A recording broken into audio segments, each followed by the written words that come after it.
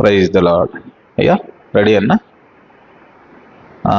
ఈ fathers day అనేది మరి తండ్రి యొక్క త్యాగము, తండ్రి యొక్క ప్రేమ, తండ్రి యొక్క తన అమూల్యమైన బిడ్డల్ని మరి ఎలా పెంచుతున్నారో వారి విషయంలో మరి తండ్రిని గుర్తించి కుమారులు ఆ తండ్రికి కావాల్సిన ఒక ప్రత్యేకమైన ఒక రోజుని ఏర్పాటు చేసి ఆ రోజును గుర్తించి వారికి కావాల్సిన మంచి అంటే వారిని సన్మానించడం కానీ లేకపోతే వారిని గుర్తు చేసుకోవటం కానీ జరుగుతూ ఈ ఫాదర్స్ డే అనేది దగ్గర దగ్గర ఎప్పుడంటే 1910 సంవత్సరంలో అమెరికాలో ఈ యొక్క తండ్రి యొక్క ప్రేమ, తండ్రి యొక్క త్యాగము గుర్తించి గౌరవించడానికి సోనారా స్వార్డ్ డాడ్ అనే మహిళలంట ఆ రోజున ఒక దినోత్సవంగా తండ్రి యొక్క ప్రేమను గుర్తించుకొని అలా చేస్తూ ఉన్నప్పుడు ఇది ఆ రోజు నుంచి అంటే 1910లో అమెరికాలో సోనారా స్వార్డ్ డాడ్ అనే ఒక మహిళ యొక్క మొట్టమొదటిగా ఆ మహిళ తన తండ్రి యొక్క ప్రేమని త్యాగాన్ని గుర్తించి అలా జరుగుతున్నప్పుడు ఇది ప్రపంచవ్యాప్తంగా ఈరోజు దగ్గర దగ్గర అన్ని దేశాల్లో ప్రపంచవ్యాప్తంగా తండ్రి యొక్క ప్రేమను గుర్తించి ఈరోజు ఇలా జరుపుతూ వచ్చింది. అందుకే ఇదంతా కూడా ఒక తండ్రి తన పిల్లలకు ఈ భూమి మీద జీవించడానికి ఒక మార్గం అయితే చూపుతాడు. ఒక తండ్రి తన పిల్లలకు ఈ భూమి మీద జీవించడానికి ఒక మార్గాన్ని చూపుతాడు. ఎందుకంటే అయ్యా పెద్ద అయినాక ఎలా ఉండాలి, ఎలా చేయాలి, లేకపోతే నీ అవసరం ఏంది, అక్కర్లేంది, నీకు ఏమి కావాలని అన్నీ కూడా ఇలా నడవండి, ఇలా చేయాలని అన్నీ కూడా చెప్తాడు. ఎందుకంటే భూమి మీద ఉన్నప్పుడు వారు ఎలా జీవించాలి అని వారికి మార్గాన్ని చూపుతాడంట. అలాగే ఒక ఆత్మీయ సంబంధమైన తండ్రి అయితే, ఒక దేవుణ్ణి భయం ఉన్న తండ్రి అయితే తన పిల్లలకంట నిత్య జీవం ఇచ్చే మార్గాన్ని చూపుతాడంట. 2 విషయాలు గమనించాలి. తండ్రులు అనేవారు 2 విషయాలు, భూమి మీద భౌతిక సంబంధమైన అవసరాల కోసము అలాగే ఎలా జీవించాలని ఒక మార్గాన్ని చూపుతారు. అలాగే రెండవదిగా జ్ఞాపకం చేసుకుంటే ముఖ్యంగా ఈ భూమి మీద విడిచిన తర్వాత నిత్య జీవంలో ఉండటానికి తన మార్గాన్ని ఏ మార్గంలో మీరు నడవాలని దాన్ని కూడా నేర్పుతాడంట ఒక తండ్రి. అందుకే తండ్రి మన అందరూ కూడా ఎంత కష్టపడ్డా కూడా తల్లిదండ్రులు ఎంత కష్టపడ్డా మరి ఆ కష్టాన్ని అంతా కూడా పగల మొత్తం కష్టపడి ఇంటికి వచ్చినాక తన బిడ్డలను చూసుకొని ఆ ప్రేమని వాళ్ళకి పంచి ఆ కష్టాన్ని అంతా కూడా మర్చిపోతాడ, సంతోషంగా ఉంటాడు. ఎందుకంటే తండ్రి ప్రేమ అలాంటిది.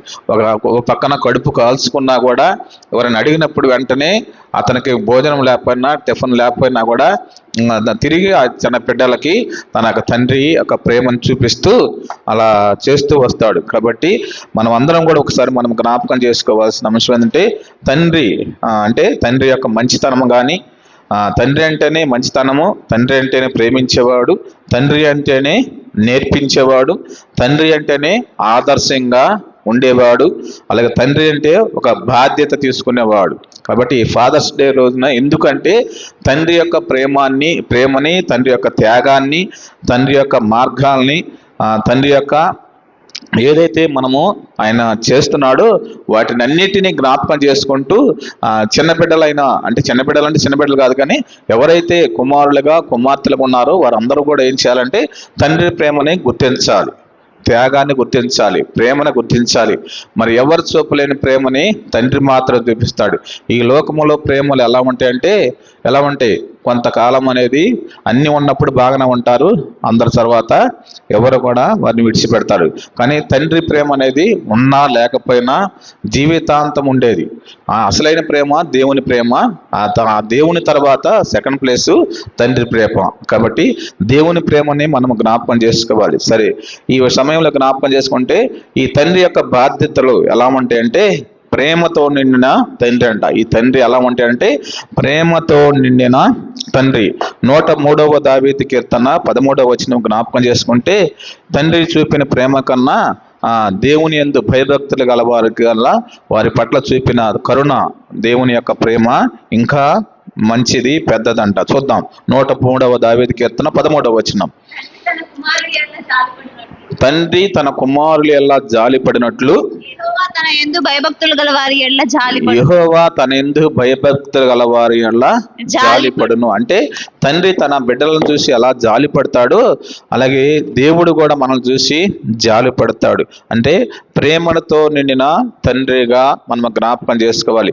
ఈ లోకంలో ఎవరు ప్రేమించేవారు లేరు, కానీ తండ్రి మాత్రమే ప్రేమించేదేవుడు. అందుకే తల్లిలా లాలించును, తండ్రిలా ప్రేమించును, తల్లిలా లాలించు. మైక్ తీసుకోమ్మా, మైక్ తీసుకో. నేన మరచెనేమో నేను నిన్ను మరువను, తల్లి అయిన మరచునేమో నేను నిన్ను మరువను. చూడుము నా చేతులలో నిన్ను చెక్కి ఉన్నాను, చూడుము నా చేతులలో నిన్ను చెక్కి ఉన్నాను అని చెప్పి వాగ్దానం చేసిన యేసయ్యా, అని చెప్పి వాగ్దానం చేసిన యేసయ్యా, తల్లిలా లాలించును, తండ్రిలా ప్రేమించును. చాలు. అంటే తల్లి కన్నా తండ్రి కన్నా భిన్నమైన ప్రేమ దేవుని ప్రేమ. ఆ దేవుడు మన దేవుని తర్వాత తండ్రి ప్రేమ, తల్లి ప్రేమ ఉంటుంది. దేవునికి ప్రాధాన్యత ఇవ్వాలి. అందుకే దేవుడు వాక్యం చదువుతుంది, ఇదిగో శాశ్వతమైన ప్రేమతో నిన్ను ప్రేమించున్నాను, విడువకని ఎడల కృప చూపుచున్నాను. అంటే తల్లిదండ్రుల కన్నా మిన్నయైన ప్రేమన దేవుని ప్రేమ. కాబట్టి ఆ ప్రేమను చూపించే ఆ తండ్రిని మనము నిత్యం కూడా జ్ఞాపకం చేసుకోవాలి. ఇంకా తండ్రి యొక్క బాధ్యతలు ఎలా ఉంటే పిల్లలనంట తన శిక్షణలోను పెంచే తండ్రి. అంటే ఆయన శిక్షిస్తాడు, గద్దిస్తాడు, అలాగే దాని గురించి శిక్షణ కూడా ఇస్తాడు, అంటే బోధిస్తాడు. మన పరిచయ పుట్టినరోజున దైవజనులు జీవరత్నం గారు మనకి వాక్యాన్ని ప్రేమను గురించి బాధ్యతల గురించి కూడా కొంత విషయాలు మనకు నేర్పించారు. అలాగే ఇక్కడ నా పిల్లల్ని ఎందుకంటే అలా శిక్షించేది వాళ్ళు పెద్దవాడినప్పుడు ఏంటంట తొలగిపోకుండా ఉండటానికి శిక్షిస్తాడు. బెత్తము వాడని కుమారునికి అంట వాడు చెడిపోతాడు. చూద్దాం బైబిల్ గ్రంథం నుంచి కొన్ని విషయాలు మనం జ్ఞాపకం చేసుకుంటే, పిల్లల్ని ప్రభువులోను బోధించి శిక్షణలో పెంచేటట్లుగా నేను కూడా ఉండాలి. ఎఫెసీయులకు రాసిన పత్రిక 6వ అధ్యాయము 4వ వచనం. ఎఫెసీయులకు రాసిన పత్రిక 6వ అధ్యాయము 4వ వచనం చదువుదాం. తండ్రులారా మీ పిల్లలకు కోపము రేపక ప్రభు యొక్క శిక్షలోను బోధలోను వారిని పెంచుడి. ఎలా అంట? ప్రభు యొక్క శిక్షణలోను బోధలోను వారిని పెంచాలి. అంటే వారిని ప్రేమతో కూడిన శిక్షణ ఉండాలి, ప్రేమతో కూడిన శిక్ష ఉండాలి. అంటే వారిని శిక్షించాలి, అలాగే వారికి బోధించాలి. అలా బోధించి శిక్షించినప్పుడు వారు పెద్దవాడైనప్పుడు తొలగిపోడు. అందుకే సామెతల గ్రంథం 22వ అధ్యాయం 6వ వచనంలో బాలుడు నడవవలసిన త్రోవను వానికి నేర్పము, వాడి పెద్దవాడైనప్పుడు తొలగిపోడు. ఎప్పుడు తొలగిపోడు అంటే ఆ పెద్దవాడైనప్పుడు తొలగిపోకుండా ఉండాలంటే బాలుడు నడవలసిన త్రోవని వారికి నేర్పించాలి. ఎలా నడవాలో ఎలా చేయాలో వారికి నేర్పించాలి. అలా నేర్పించినప్పుడు వారు అక్కడి నుంచి తొలగిపోడు. శిక్షణలోను కూడా వారికి బోధించాలి. శిక్షణ అంటే వారు ఎలా నడవాలి, ఎలా చేయాలని బోధించాలి. అందుకే ద్వితీయోపదేశకాండము 6వ అధ్యాయము 6వ వచనం ఒకసారి మనం జ్ఞాపకం చేసుకుంటే, ద్వితీయోపదేశకాండము 6వ అధ్యాయము 6వ వచనం, నీ మాటలు అది చూడండి, నీవు నీ కుమారులకు వాటిని అభ్యసింపజేసి నీ ఇంట కూర్చున్నప్పుడును, త్రోవ నడిపించినప్పుడు, పడుకున్నప్పుడును, లేచినప్పుడును వాటిని గురించి మాట్లాడాలి. వాటిని చేతి కట్టుకోవాలి, అవి నీ కన్నుల నడుమున బాచికములు ఉండవలెను, నీ ఇంటి ద్వారం మీదను నీ గౌల మీదను వాటిని వ్రాయాలి. మనము బిడ్డలకి మనం నేర్పించాలి. అలాగే వారికి కూర్చున్నప్పుడు, లేచినప్పుడు, త్రోవ నడిచేటప్పుడు, పడుకున్నప్పుడు ఏం చేయాలి? వాటిని గురించి మాట్లాడాలి.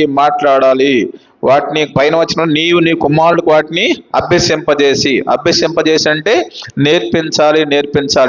ఏమి నేర్పించాలి? దేవుని వాక్యాన్ని నేర్పించాలి. అలాగే పెద్దవాళ్ళు అయినప్పుడు మనం తొలగిపోకుండా అంటే ఇది ఈ మంచి పనులు చేయాలయ్యా, ఈ మంచి పనులు చేస్తే నువ్వు ఇబ్బందికర పరిస్థితుల్లోకి వెళ్లకుండా ఉంటావు, లేకపోతేనేమో ఇలా నడవాలి, ఇలా స్నేహం చేయాలి, ఎవరు పడితే వారితో స్నేహం చేయకూడదు, లేకపోతే నువ్వు త్రాగుబోతులతో, తిరుగుబోతులతో, లేకపోతే ఊరిక పోసుకోలుగా తిరిగే వారితో వారు సహవాసం చేయకూడదు, లేకపోతే రౌడీలతో సహవాసం చేయకూడదు, లేకపోతేనేమో ఇంకా ఎవరైతే తాగుబోతో వారితో సహవాసం చేయకూడదు. అనవసరంగా ఇబ్బంది పడతారని వారికి చిన్ననాటి నుండి కొన్ని విషయాలు నేర్పించాలి. ముఖ్యంగా దేవుని యందు భయభక్తులు కలిగి ఉంచటము వారికి నేర్పించాలి. అలాగే ఇంకా జ్ఞాపకం చేసుకుంటే ద్వితీయోపదేశకాండంలోని 4వ అధ్యాయం 2వ వచనం ఒకసారి జ్ఞాపకం చేసుకుంటే, మీ దేవుడైన యెహోవా ఇచ్చిన ఆజ్ఞలను మీకు ఆజ్ఞాపించున్నాను, వాటిని గైకొనుటయందును.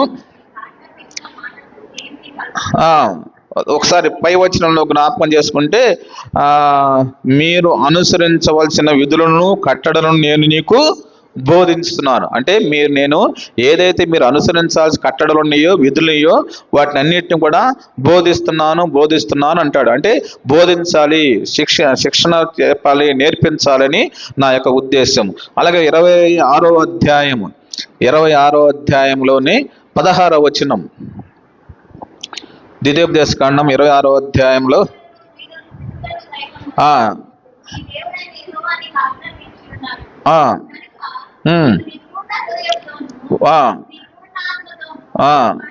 వాటిని అనుసరించి నడుచుకున్న వాళ్ళని యెహోవే నీకు దేవుడై ఉన్నాడు, నీవు ఏమని చేయాలంట? నీవు ఆయన మార్గములందు నడిచి ఆయన కట్టడలను, ఆయన ఆజ్ఞలను, ఆయన విధులను అనుసరించి ఆయన మాట విని ఎడల నేడు ఆయనతో మాట ఇచ్చి తిని. కాబట్టి ఆయన మార్గాలను అనుసరించి నడవాలి. నా ఉద్దేశం ఏంటంటే దేవుని యొక్క మాటలను బోధించాలి, అనుసరించి నడిచేటట్లుగా తల్లిదండ్రులైన మనము వారికి బిడ్డలకి నేర్పించాలి. అలా నేర్పించినప్పుడు వారు పెద్దవాడైనప్పుడు వారు తొలగిపోడు.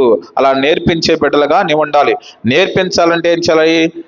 కొద్ది నిమిషాలు మొండోళ్ళు ఉంటారు, ఎంత చెప్పినా వినరు. వాడికి ఏం చేయాలంటే బెత్తం వాడాలి. స్కూల్లో చిన్నపిల్లలకి ఏం చేస్తారు?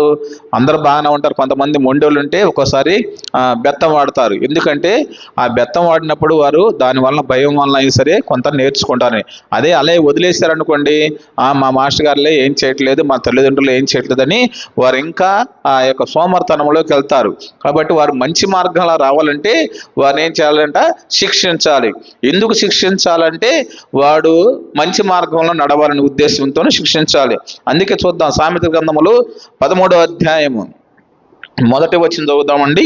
సామెతల గ్రంథము 13వ అధ్యాయము. తండ్రి శిక్షించిన కుమారుడు ఏం చేయాలంట? తండ్రి శిక్షించిన కుమారుడు జ్ఞానము గలవాడు. మనం శిక్షించబోతే వాడి జ్ఞానము రాదు. కాబట్టి తండ్రి శిక్షించిన కుమారుడు జ్ఞానము గలవాడగును, అపహాసుడు గద్దింపుడుకు లోబడడు. కాబట్టి మనం శిక్షించడం అనేది కంపల్సరీగా ఉండాల్సిందే. అలాగే జ్ఞాపకం చేసుకుంటే సామెతల గ్రంథం 13వ అధ్యాయంలోనే 24వ వచనం, బెత్తము వాడని వాడు తన కుమారునికి విరోధి, కుమారుని ప్రేమించిన వాడు వారిని శిక్షించును. అంటే బెత్తం వాడాలి లేదా? వాడాలి. ఎందుకు? ప్రేమిస్తున్నాం కాబట్టి వాడాలి. అలా వాడకపోతే ఏం జరుగుతుంది? వారు అనవసరమైన ఇబ్బంది పాలలోకి వెళ్ళి వాడు చిన్ననాటి నుంచి చెడు అలవాట్లు నేర్చుకొని తప్పిపోతాడు. కాబట్టి చిన్ననాటి నుంచి బెత్తం వాడని కుమారుడికి తన కుమారుడికి విరోధంట, కుమారుని ప్రేమించిన వాడు వారిని శిక్షించును. కాబట్టి శిక్షించడం అనేది దేవుని యొక్క గ్రంథంలోంచి మంచిది. అలాగే 29వ అధ్యాయంలో 15వ వచనంలో కూడా ఒకసారి మనం జ్ఞాపకం చేసుకున్నట్టయితే 29వ అధ్యాయము 15వ వచనం, బెత్తము గద్దింపును జ్ఞానము కలుగచేయును. బెత్తమును గద్దింపును జ్ఞానము కలుగచేయును. అదుపులేని బాలుడు తన తల్లికి అవమానం. అంటే బెత్తం ఎప్పుడైతే వాడతామో, ఎప్పుడైతే గద్దిస్తామో వాడికి ఏం జరుగుతుంది? జ్ఞానం కలిగిన వాడుగా ఉంటాడు. జ్ఞానం రావాలంటే శిక్షించాలేదా? శిక్షించాల్సిందే. ఎలా శిక్షించాలి? ప్రేమతో కూడిన శిక్షణ ఉండాలి. కాబట్టి అలాంటి విషయాలు అలా శిక్షించినప్పుడంట నీతిమంతులు గద్దించుట నాకు ఎలా ఉండేది? తైలాభిషేకం అంట. ఎవరన్నా పెద్దవారు గదివినప్పుడు, లేతేనేమో గద్దించినప్పుడు, లేతేనేమో బెత్తం వాడినప్పుడు నీతిమంతులు గద్దించడం నాకు తైలాభిషేకం అని దేవుని గ్రంథంలోంచి మనం జ్ఞాపకం చేసుకోవచ్చు. అంటే గద్దించడం మంచిదా కాదా? మంచిదే. శిక్షించడం మంచిదా కాదా? మంచిదే. ఆ మంచిదనే విషయాన్ని మనం జ్ఞాపకం చేసుకుంటూ తల్లిదండ్రులు ఎందుకంటే ప్రేమతో కూడిన శిక్షిస్తారు, ప్రేమతో కూడిన గద్దింపులు చేస్తారు. వాటిని మనము పెడచెవిని పెట్టకుండా వాటిని విని లోబడితే మనకు ఆశీర్వాదం, వినకుండా వదిలివేస్తే మనకి దీవెన ఉండదు. అందుకే ఒకసారి మనము 141వ దావీదు కీర్తన 141వ దావీదు కీర్తన 5వ వచనం, నీతిమంతులు నన్ను కొట్టుట నాకు ఉపకారము, వారు నన్ను గద్దించుట నాకు తైలాభిషేకము. అంటే నీతిమంతులుగా ఉన్నవారు, లేకపోతే పెద్దవారుగా ఉన్నవారు, దేవుని యందు విశ్వాసంలో ఉన్నవారు వారు గద్దించడం ఎలా ఉండదంటే ఉపకారంగా ఉంటుంది. అపకారం కోసం కాదు శిక్షించేది, లేకపోతేనేమో గద్దించేది అపకారం చేయటం కాదు, ఏదో కొట్టాలనే ఉద్దేశం కాదు. స్కూల్లో మాస్టర్ గారులు కానీ టీచర్స్ ఎవరైతే ఉన్నారో వారు ఎందుకు నిన్ను శిక్షిస్తారు, బెత్తం వాడతారంటే నువ్వు అనవసరంగా తప్పిపోకుండా ఉండాలి ఉద్దేశంతోనే, నీకు ఉపకారం చేయటానికి వారు నిన్ను గద్దిస్తారు, శిక్షిస్తారు. అలాగే వారు నన్ను గద్దించుట నాకు తైలాభిషేకము. అంటే ఎవరైనా గద్దించినప్పుడు అది తైలాభిషేకంగా మనం అనుకొని మనము నడవాలి. కానీ చిన్న బిడ్డలైన మనము అంటే నేను 50 సంవత్సరాల పైన ఉన్నా కూడా మా తండ్రికి నేను ఎలాంటి కుమారుడిని, మా తండ్రి గద్దించినప్పుడు నేనేం చేయాలి? నాకు 90 సంవత్సరాలు వచ్చినాయి అనుకోండి, 100 సంవత్సరాలు మా నాన్న ఉన్నప్పుడు ఆయన కింద నేను కుమారుడిని. ఆయన గద్దించినప్పుడు ఏం చేయాలంటే లోబడాలి, లేతే విధేయత చూపించాలి. అందుకే నీతిమంతులు కొట్టుట నాకు ఉపకారము, వారు గద్దించుట నన్ను నాకు తైలాభిషేకము. అందుకే వారిని శిక్షించాల్సిందే, వారిని గద్దించాల్సిందే, బోధించాల్సిందే, ప్రేమించాల్సిందే. అలా చేస్తే ఏం చేసినంటే ఒక వచ్చిన 137వ దావీదు కీర్తనలో 137వ దావీదు కీర్తన 9వ వచనం,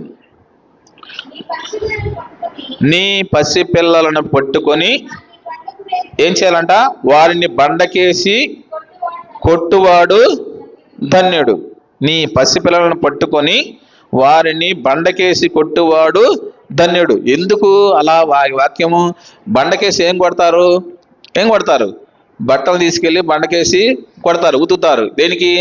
దానిలో మురికి అంతా పోవటానికి. అలాగే మన పిల్లలను కూడా ఏం చేయాలంటే అప్పుడప్పుడు వాళ్ళని శిక్షించాలి. బండలు తీసుకొని కొట్టమనే ఉద్దేశం కాదు, కానీ అప్పుడప్పుడు వారిని శిక్షించాలి. దేంతో? బెత్తంతో శిక్షించాలి. అందుకే నీ పసిపిల్లలను కొట్టువాడు, బండకేసి కొట్టువాడు ధన్యుడు. అలా మనము ప్రేమతో కూడిన దండన అనేది ఉండాలి. ఇంకా అలా చేస్తే ఏం జరుగుతుందంటే వారి ఆత్మ పాతాళముకు పోకుండా నీవు వారిని కాపాడే తండ్రిగా ఉంటావు. చూద్దాం ఒకసారి సామెతల గ్రంథంలోని 23వ అధ్యాయము 14వ వచనం, 23వ అధ్యాయము 14వ వచనం, బెత్తముతో వాణ్ణి కొట్టిన ఎడల వాడు పాతాళముకు పోకుండా వాని ఆత్మను నీవు పంపించదవు. వాని ఆత్మను నువ్వు తప్పించాలంటే ఏం చేయాలి? బెత్తం వాడాల్సిందే. చిన్న బిడ్డలుగా ఉన్నప్పుడు బెత్తం వాడాల్సిందే, పొగురుగా ఉన్నప్పుడు బెత్తం వాడాల్సిందే, చెప్పిన మాట ఉన్నప్పుడు బెత్తం వాడాల్సిందే. ఎందుకంటే వారి ఆత్మను నీవు దేవుని మందిరానికి రామన్నప్పుడు బెత్తం వాడాల్సిందే. ఇష్టానుసారంగా జీవితం జీవిస్తూ తిరుగుతున్నప్పుడు బెత్తం వాడాల్సిందే. ఎందుకంటే వారి ఆత్మను నీవేం చేస్తావంటే పాతాళమ్మకు పోకుండా వారిని నువ్వు తప్పిస్తావు. అందుకే బెత్తముతో వాడిని కొట్టిన ఎడల పాతాళమునకు పోకుండా వాని ఆత్మను నీవు తప్పించదవు. ఆ పై వచ్చిన చదువుదామా, నీ బాలుని శిక్షించుట మానుకొనకము, బెత్తముతో వాడిని కొట్టిన ఎడల వాడు సావకుండాను. అంటే సావాలనే ఉద్దేశంతో కాదు, కానీ వారిని మంచి మార్గంలో నడిపించడానికి, వారి ఆత్మను పాతాళముకు పోకుండా కాపాడటానికి బెత్తం అనేది వాడతాం. అందుకే దేవుడు కూడా ఏంటంటే తను ప్రేమించే వారిని శిక్షిస్తాడు, గద్దిస్తాడు. ఒక్కోసారి ఎందుకంటే మనం ఆయన మాట విధేయ చూపించట్లేదు అనుకో, వాడిని శిక్షిస్తాడు, అలాగే గద్దిస్తాడు. ఎందుకంటే దేవుడు మనం ప్రేమిస్తున్నాడు కనుక. కాబట్టి తల్లిదండ్రులు కూడా మనం ప్రేమించినప్పుడు వారు గద్దిస్తారు, శిక్షిస్తాడు. ప్రేమతో కూడా శిక్షణ ఉంటుంది. దానికి మనము అలాంటి యొక్క తండ్రి, పిల్లల యొక్క శిక్షణలో పెంచే తండ్రిగా వారు ఉంటారు. కాబట్టి ఆ రెండవ బాధ్యత అది జ్ఞాపకం చేసుకోవాలి. ఇంకా జ్ఞాపకం చేసుకున్నట్టే ప్రతిరోజు కూడా ఒక ఆదర్శంగా జీవించే తండ్రిగా ఉండాలి. ఒక ఆదర్శంగా అంటే తల్లిదండ్రులైన మనము, పెద్దవారైన మనం ఏం చేయాలంటే చిన్న బిడ్డలకి ఒక ఆదర్శంగా ఉండాలి. నువ్వు ఏం చేస్తే నీ బిడ్డలు అదే చేస్తారు. నువ్వు టీవీ చూస్తే వారు టీవీ చూస్తారు, నువ్వు సీరియల్ చూస్తే సీరియల్ చూస్తారు, నువ్వు సినిమాకి వెళ్తే వారు సినిమాకి వెళ్తారు, వారి దగ్గర కూర్చొని మందు తాగితే వారు మందు తాగుతారు, నువ్వు ప్రార్థన చేస్తే వారు ప్రార్థన చేస్తారు, నువ్వు వాక్యం చదివితే వారి వాక్యాన్ని చదువుతారు, నువ్వు పాటలు పాడితే దేవుని పాటలు వారు పాటలు పాడతారు. చిన్నప్పుడు మనం చలిమంటలు కాసుకుంటూ వెళ్ళి బీడీల్లాగానే చిన్న గొట్టం తీసుకొని వాటిని నోట్లు పెట్టుకొని మనము పేకల్లాగా ఊతాం. ఎందుకంటే అప్పుడు బీడీలు తగడే. కాబట్టి అలాంటి ఒక విషయాలు కాదు, కానీ మనము ఆదర్శంగా ఉండాలి. మనం ఏం చేస్తే మన తల్లిదండ్రులు కానీ మనము ఏం చేస్తే మన పిల్లలు కూడా అదే చేస్తారు, చూస్తారు, ఎప్పుడుగా గమనిస్తూ ఉంటారు. కాబట్టి వారికి గమనించిన వారికి ఎలా ఉండాలంటే మనము ఒక ఆదర్శంగా ఉండాలి, న్యాయంగా నడుచుకోవాలి, ధర్మంగా నడుచుకోవాలి, భయభక్తులు కలిగిన ఉండాలి. అలా ఉంటే వారు ఆశీర్వదించబడతారు, మనం ఆశీర్వదించబడతాం, మన బిడ్డలు కూడా ఆశీర్వదించబడతాడు. సామెతల గ్రంథంలో 20వ అధ్యాయము 7వ వచనం. సామెతల గ్రంథము 20వ అధ్యాయము 7వ వచనం. అయ్యమ్మా, యథార్థవంతుడులకు నీతిమంతుని పిల్లలు వారి తదంతరము ధన్యులుగా ఉంటారు. ధన్యులు అంటే అదృష్టవంతులు, దీవించబడిన బిడ్డలుగా ఉంటారు. యథార్థత నేర్పించాలి, అలాగే దేవుని యందు భయభక్తులు కలిగి ఉండటం నేర్పించాలి. ఒక ఆదర్శంగా మనం ఉన్నప్పుడు వారు కూడా మనం చూసి వారు నేర్చుకొని మనము అన్ని వాడు కూడా ఆశ్రయించబడతారు. అందుకంట ఆ మాటల కంటే జీవితం అంట గొప్ప ఒక ఉపదేశం లాంటిది. మన మాటలు చెప్పేదానికంటే ఒక సాక్ష్యం అనేది ఉండాలి. ఒక సాక్ష్యం ఉంటే అది గొప్ప ఉపదేశం అనేదంట. అలాగే తండ్రి జీవితం పిల్లలకు ఒక మార్గదర్శకంగా ఉంటుంది. కాబట్టి ఆ యొక్క మనం చూసినప్పుడు మనం ఏం చేస్తేనే అదే చేస్తాం. లోకంలో సామెత ఒకటి ఉంటుంది, ఏమిటి? ఆవు చెప్పండి అందరికి వచ్చుగా, ఆవు చేలో మేస్తే దూడ గట్టును మేస్తుందా అంటారు. ఎందుకంటే అది ఎక్కడ మేస్తే దూడ కూడా అక్కడే ఉంటుంది. మనం ఎక్కడ ఉంటే మన పిల్లలు కూడా అక్కడ ఉంటారు. మన భక్తి మార్గంలో ఉంటే వారు భక్తి మార్గంలో ఉంటారు. మన తాగుబోతులుగా తిరుగుబోతులుగా ఉంటే వారు కూడా అదే నేర్చుకుంటారు. అందరు కాదు కానీ కొంతమంది అలా ఉంటారు. కాబట్టి ఈ విషయాలు మనం జ్ఞాపకం చేసుకుంటూ ఒక ఆదర్శంగా జీవించే తండ్రిగా ఈయన కూడా ఉండాలి. ఉదాహరణకు జ్ఞాపకం చేసుకుంటే యోబు గారు ఏం చేస్తాడు? తన బిడ్డల కోసం అంట ప్రతిరోజు కూడా అరుణోదయం లేచి ప్రార్థన చేస్తారు. ఎందుకు? వారు ఎప్పుడైనా సరే తప్పిపోతారో అనే ఉద్దేశంతో వారు ప్రార్థన చేస్తూ ఉంటారంట. యోబు గ్రంథము 1వ అధ్యాయము 5వ వచనం.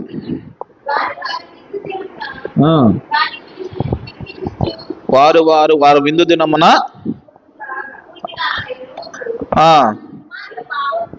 తన కుమారులు పాపం చేసి తమ హృదయములో దేవుని దూషించుదురమని వారిని పిలవనంపించి వారిని పవిత్రపరిచి ఎప్పుడంట అరుణోదయమున లేచి వారిలో ఒక్కొక్కరి నిమిత్తము దహన బలి అర్పించు వచ్చెను.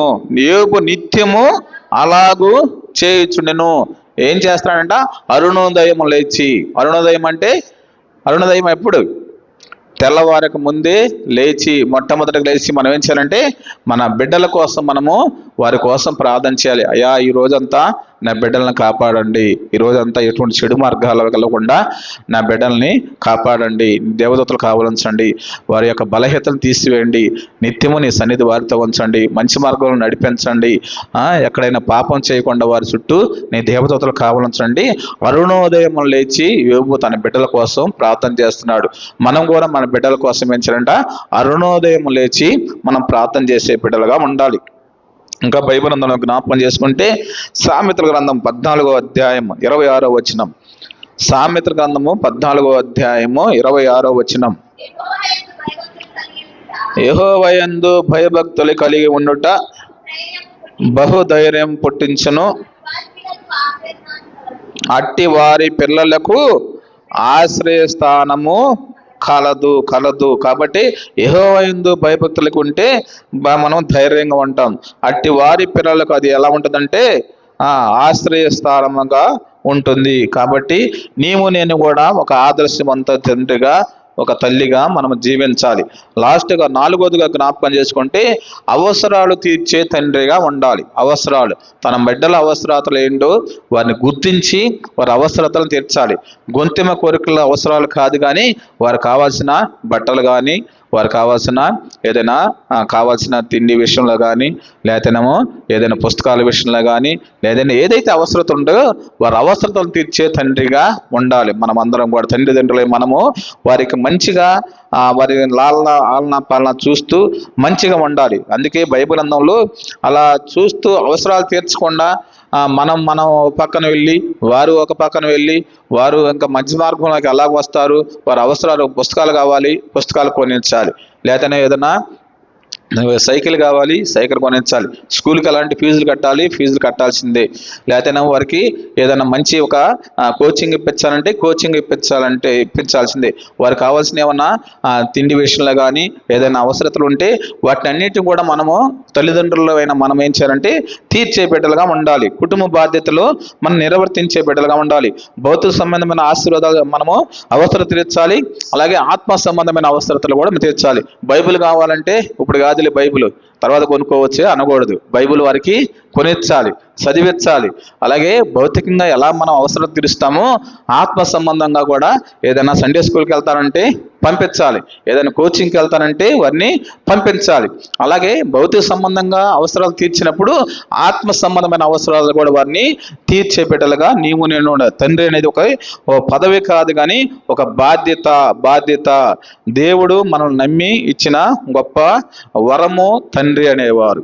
కాబట్టి ఆ విషయాన్ని మనం జ్ఞాపకం చేసుకుంటూ ముందుకు వెళ్ళాలి.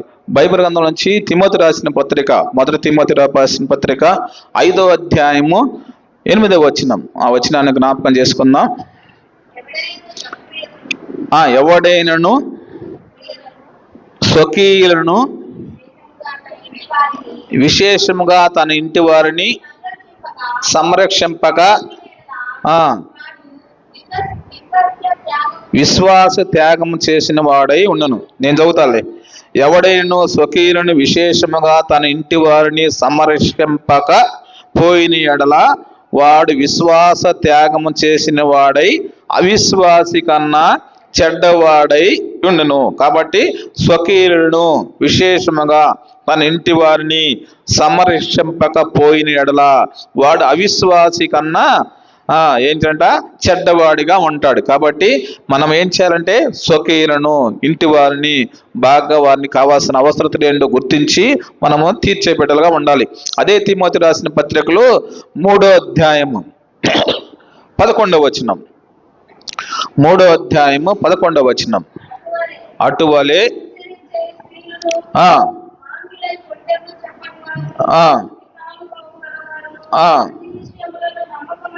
అన్ని విషయాల్లో నమ్మకమైన వారును